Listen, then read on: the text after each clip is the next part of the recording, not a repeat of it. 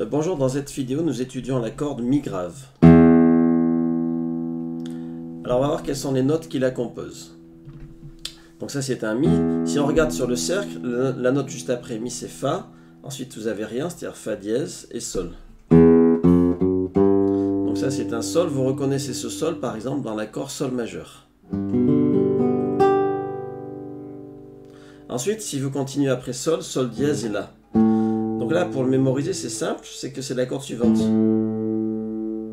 Et ensuite, si vous continuez encore, si vous regardez le cercle, après là, vous avez Si bémol, qu'on peut dire La dièse, et Si.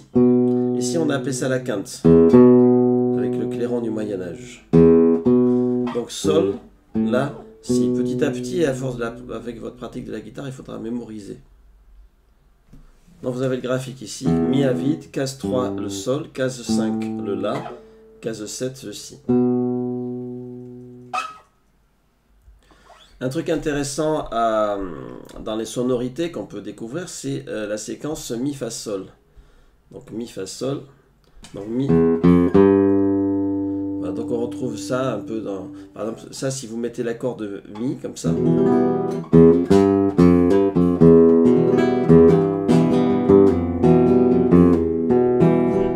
Ou avec Mi majeur.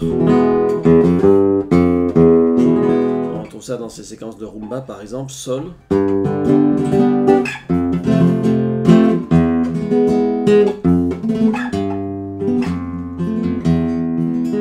Voilà, ça peut vous aider à mémoriser Mi Fa Sol.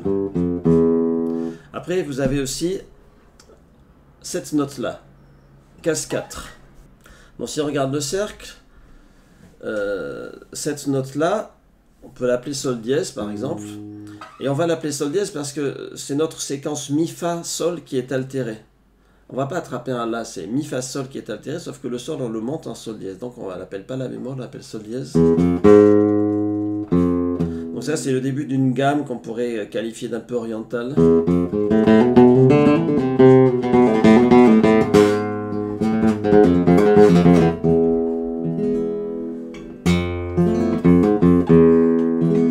Voilà, Mi, Fa, Sol dièse, Fa, Mi. Ensuite, on va découvrir sur cette corde le Si bémol. Donc, le Si bémol, c'est lui, case 6.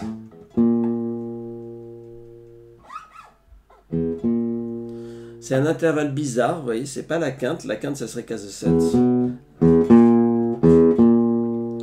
Et alors, ce Si bémol, il a un intérêt, et donc ça, c'est ce qu'on explorera dans d'autres vidéos. Si on commence par Fa, et je vais vous jouer la puce dans le Do en commençant par Fa.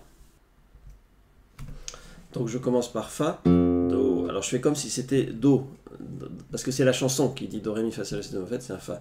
Do, Ré, Mi, Fa, Sol, La, Si, Do. J'ai une puce dans le Do. Et vous voyez que quand je commence par Fa, si je veux faire exactement la puce dans le Do, je suis obligé d'altérer une note. Parce que si je faisais... les notes qu'on a apprises, Fa, Sol, La, Si, Do. Ça ferait une gamme bizarre.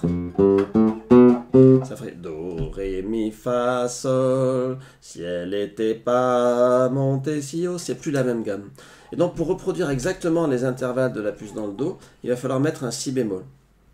C'est assez simple à comprendre, mais encore là, on découvre juste la corde Mi, donc j'insiste pas, mais regardez.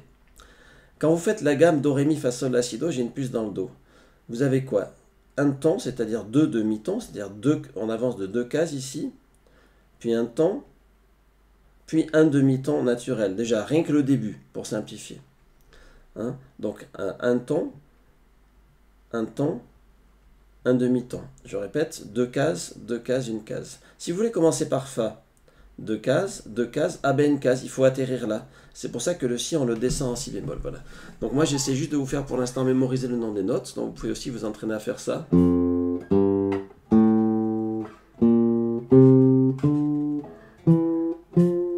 Sur une guitare classique, c'est pas facile de dépasser au-delà de la case 12.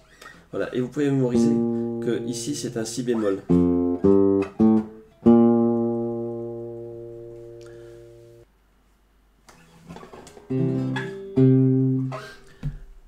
Un truc que je peux vous montrer pour vous entraîner à mémoriser le nom des notes sur la corde grave, c'est cet accord-là, qui est un accord tout simple qui s'appelle Do majeur.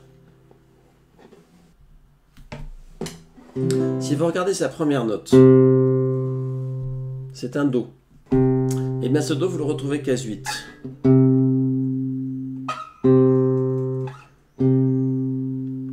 Vous avez un Do case 3, vous ajoutez 5, ça fait 8. Là, vous avez un Do, c'est le même son, vous voyez.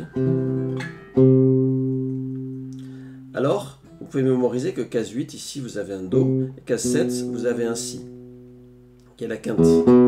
C'est normal, le Si et le Do sur le cercle se suivent. Ils sont séparés seulement par une case.